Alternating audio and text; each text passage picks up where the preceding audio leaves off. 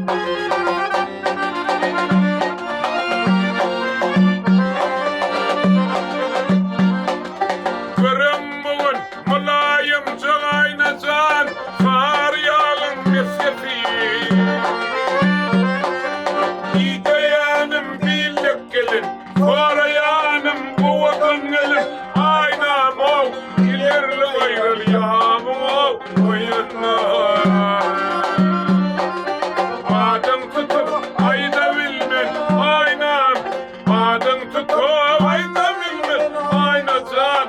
Gözüm ol